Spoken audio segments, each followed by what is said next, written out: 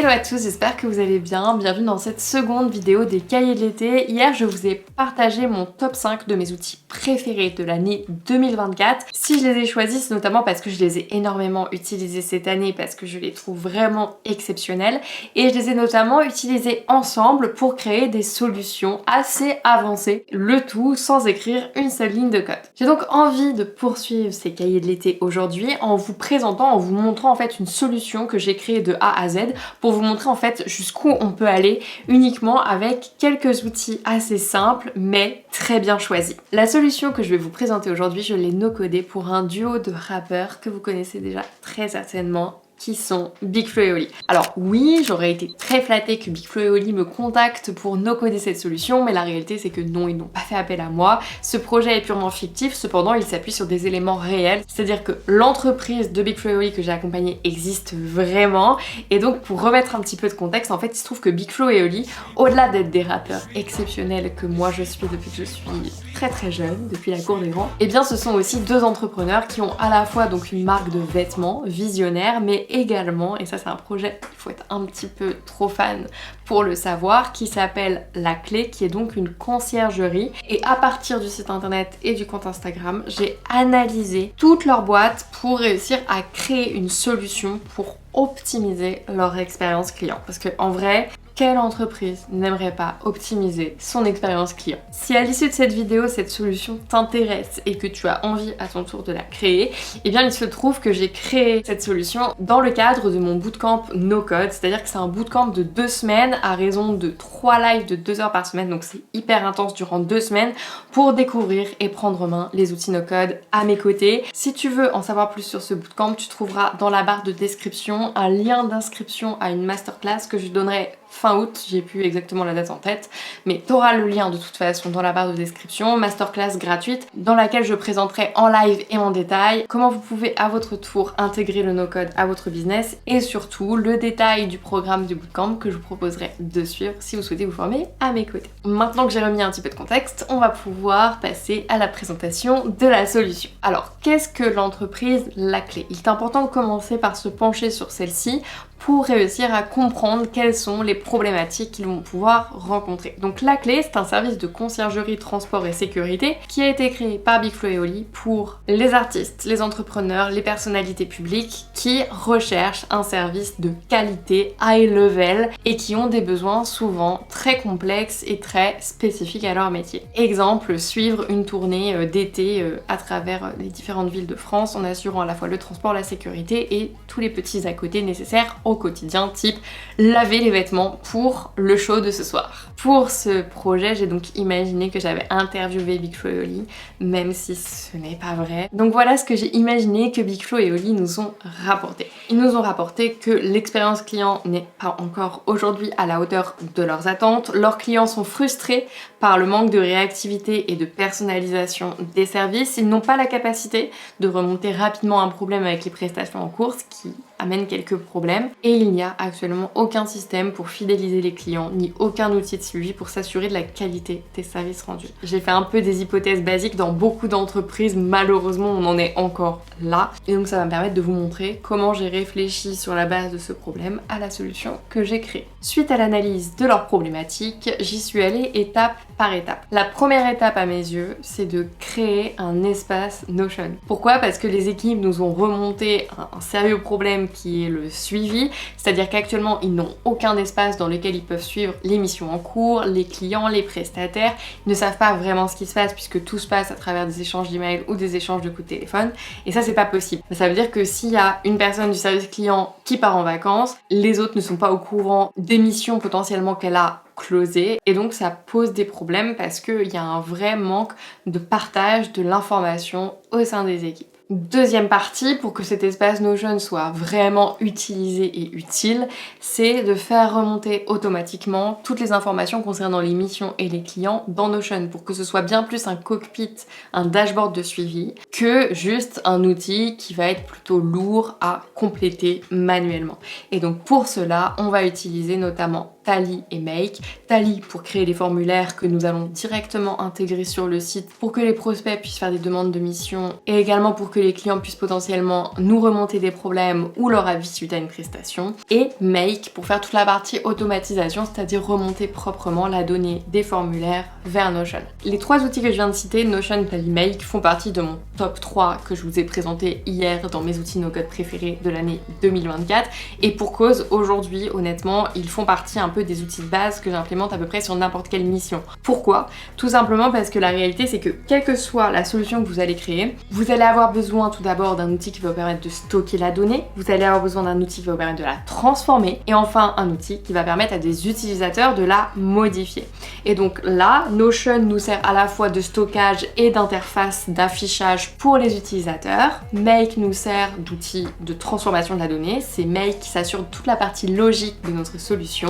Et Tally nous sert de formulaire pour que des utilisateurs puissent venir nous renseigner des données et donc déclencher potentiellement des actions. Par exemple, un formulaire intégré sur le site nous permet de venir effectuer une demande de mission. Un formulaire intégré directement potentiellement dans leur appli permet de nous assurer de la satisfaction client. Bref, il y a plein de solutions et moi j'ai choisi Notion, Make et Tally, mais en réalité en fait vous pouvez choisir un peu les outils que vous voulez, ceux avec lesquels vous vous sentez le plus à l'aise. L'important c'est que vous ayez toujours ce trio, on va dire, données, logique et interface. C'est vraiment ça qui va vous permettre en fait de construire une solution et après les outils que vous utilisez on s'en fiche un peu, l'important c'est que vous soyez à l'aise avec et donc moi je vous propose aujourd'hui Notion, Make et Tally. Alors, si on revient sur la première étape qui consiste à créer un espace de travail tout en un dans Notion, en fait, la première étape, c'est surtout de réorganiser l'entreprise actuellement.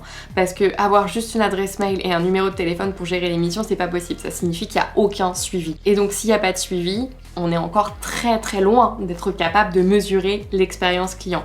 En fait, s'il n'y a pas de données, dire qu'on va améliorer l'expérience client n'a pas de sens puisqu'on ne pourra pas la mesurer. Je sais pas si vous voyez ce que je veux dire. Si on veut améliorer l'expérience, il faut d'abord avoir un objectif mesurable. Et donc, en l'occurrence, nous, on a besoin d'avoir une vision claire des missions qui sont en cours, des clients qui font actuellement appel à nous, des prestataires qui travaillent avec nous, pour pouvoir après enquêter et réussir à les appeler pour savoir ce qu'ils ont pensé de nos services et même leur demander qu'est-ce qu'on pourrait améliorer. Et donc pour cela, j'ai fait appel à mon outil favori, Notion. Notion, ça a beau être un simple outil de prise de notes, c'est aussi un outil de base de données. Et donc dans cette solution, j'ai créé quelque chose d'assez simple avec seulement 3 tables. Une table pour venir accueillir toutes les données relatives aux clients, une table pour venir accueillir les données relatives aux prestataires de services avec qui on collabore et une table pour les missions. Et donc ces tables sont liées puisque à une mission est associé un prestataire et un client et donc de cette façon on peut facilement récupérer le nombre de missions réalisées par le client, le nombre de missions réalisées par le prestataire, la note moyenne du prestataire, la note moyenne que le client attribue à tous les prestataires, bref, il y a plein de choses qu'on peut retrouver très facilement avec seulement ces 3 tables liées intelligemment entre elles. Grâce à cette première étape, l'équipe a déjà une vision bien plus claire de tout ce qui se passe de manière macroscopique. Ils peuvent donc partir en vacances sereins, ils savent que les remplaçants auront toutes les informations pour assurer tout le service client. Seconde étape, on sait à quel point c'est lourd de renseigner des données clients et prestataires dans une table, on va donc faire en sorte que les tables se complètent toutes seules. Et pour ça, on va utiliser une solution assez simple. Cette solution va être construite autour de 2 outils, Tally et Make. Alors on aurait presque pu s'affranchir de Make puisque en l'occurrence Tally propose directement des intégrations à Notion, mais là en l'occurrence j'ai besoin de Make. Quand je vais demander au client par exemple son avis sur la prestation, je vais lui demander son adresse mail et la date de la prestation et ce sont ces 2 données qui vont nous permettre de rechercher dans les prestations la prestation liée au client et donc réussir à relier l'avis à la bonne mission. Parce que si en fait je venais directement utiliser l'intégration de Tally vers Notion, la seule chose que ça permet de faire c'est de créer une donnée dans une table et ça ne permet pas d'ajouter des informations, donc de modifier une ligne, une donnée existante. Or moi, quand je demande un avis client, en réalité je veux venir modifier en fait une mission en ajoutant les informations propres à l'avis. C'est la mission qui est notée, par le client et ça me permet d'avoir la note qui remonte côté prestataire et la note qui remonte côté également client. Donc seulement grâce à quelques automatisations et 2-3 formulaires, désormais Bigflow et Oli ont un site sur lequel n'importe quel prospect peut effectuer une demande de mission. Ainsi, leur équipe a accès sur Notion à un dashboard dans lequel les nouvelles missions apparaissent, qu'ils peuvent alors attribuer à un prestataire qui serait donc disponible à cette date, à cet horaire, en ce lieu. Et ensuite, une fois que la mission est réalisée, on peut automatiser l'envoi d'un mail pour demander de compléter un formulaire d'avis client et on peut même créer une page supplémentaire à partager en fait uniquement avec nos clients, dans lequel le client peut retrouver par exemple les dernières actualités de la conciergerie La Clé et ainsi qu'un formulaire pour nous remonter n'importe quel problème sur n'importe quelle mission. Et donc ça nous permet en fait d'avoir comme un espace privé pour nos clients pour déjà commencer à upgrader l'expérience parce que jusqu'ici ils avaient potentiellement très peu de ressources une fois qu'ils étaient en mission. En fait, ils travaillaient en direct avec le prestataire. Maintenant, on passe déjà au niveau supérieur, c'est-à-dire que ils ont une page sur laquelle ils peuvent retrouver plein de choses, des actualités, des informations et les liens pour directement remonter un problème en urgence ou nous faire part de leur avis. Par la suite, grâce à des outils de no design, à savoir notamment Figma, j'ai un peu pimpé l'identité visuelle de La Clé parce que j'avoue que je pense qu'on peut faire un petit peu mieux et donc même si je suis pas du tout designeuse, je voulais vous montrer comment avec des outils no design, on pouvait déjà, sans forcément être designer, créer une identité visuelle un peu plus fancy. Alors, qu'est-ce qu'un outil no design? Parce que c'est un peu moi qui ai inventé ce terme. C'est un peu comme le no-code. No-code, c'est pas moi qui ai inventé. No design, c'est un peu moi qui ai inventé.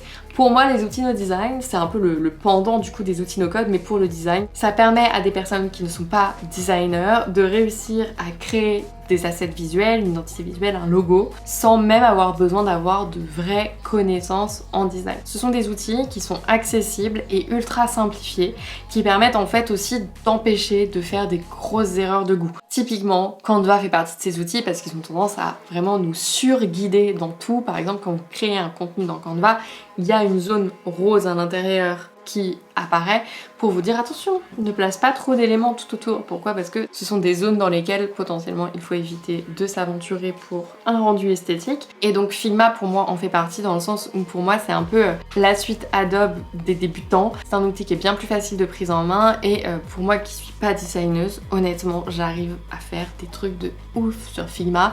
Alors je pense qu'avec le temps j'ai progressé aussi en design, il faut être honnête. Mais est-ce que c'est pas ça finalement un outil de design, un outil qui permet à quelqu'un qui ne serait pas designer de base de développer quelques petites skills? C'est ce qui me permet aujourd'hui de vous proposer quand même des contenus assez sympas, j'espère, sur les différents réseaux sociaux parce que je me suis rendu compte que j'avais une petite passion design. Et donc dans cette étape, mon objectif c'est de vous montrer comment à votre tour vous pouviez créer votre identité visuelle, notamment avec des outils de roue de couleurs, comment vous pouviez créer un mood board pour réfléchir à un logo, comment vous pouviez créer un logo même avec Figma, même si je sais que c'est pas l'outil le plus adapté pour ça. Bref, je vous montre tout ça, surtout pour réussir en fait à ajouter des éléments directement dans notre espace Notion, à savoir des petites icônes et des bannières pour réussir à mettre notre solution aux couleurs de notre entreprise. Et enfin, la dernière étape, je vous ai parlé d'un espace en fait que j'ai créé à destination des clients pour améliorer leur expérience avec les dernières actus et les formulaires pour signaler un problème ou même nous partager leur avis sur une mission. Et bien cette page, pour réussir à la pimper un peu plus, parce que je sais que maintenant sur Notion, on peut quand même aller assez loin dans la publication de pages sur le web, et bien j'ai utilisé un outil qui s'appelle Super. Super, c'est un outil qui est vraiment top pour tous ceux qui veulent créer un site web en seulement quelques secondes à partir d'une page Notion. Super, ça va vous permettre de personnaliser vraiment de manière très avancée toutes les couleurs, les typos, etc. de votre page. Et donc je vous mets à l'écran en fait la page avant le résultat qui était sur Notion, après le résultat que j'ai réussi à générer avec Super. Et donc je peux aussi le publier avec mon propre nom de domaine et partager ce lien, même avec un mot de passe il me semble, pour les clients sans qu'ils aient à avoir un compte Notion, sans qu'ils aient besoin de télécharger n'importe quelle application sur leur navigateur web, sur leur téléphone ou leur ordinateur. Ils ont accès à cette page à tout moment pour consulter nos actus et nous remonter différents problèmes. Là, si je fais les comptes, en réalité, j'ai pas utilisé beaucoup d'outils, les principaux étant Notion, Tally et Make, et je trouve que ça représente assez bien mon année parce que c'est vraiment le trio gagnant que j'ai utilisé dans beaucoup de cas. Tout simplement parce que je trouve que ce sont vraiment les outils les plus accessibles dans chacun de leurs domaines, et moi je tiens vraiment à chaque fois que je réalise une mission à rendre autonome la personne pour qui je la réalise de sa maintenance, de son évolution. Et donc former quelqu'un à maîtriser Notion, Notion, Tally et Make, c'est quand même bien plus simple que de former quelqu'un à maîtriser Bubble. Bubble étant un outil justement de création de web app, moi je vous propose la version encore plus simple. Alors je sais qu'on fera des choses bien moins avancées avec le trio que je viens de vous partager, mais typiquement pour des applications internes, ça suffit largement. Et quand je dis que j'ai créé des solutions pour des clients, je parle de très grosses entreprises qui sont passées même de solutions codées à des solutions no codées avec ce trio gagnant cette année. Dans la to-do list du jour, je vous invite justement, si vous utilisez Notion, à tester de publier une de vos pages sur le web pour justement que vous réalisiez un petit peu toutes les nouveautés que Notion a proposées cette année, puisqu'ils viennent justement d'optimiser cet aspect publication de vos pages Notion en site web.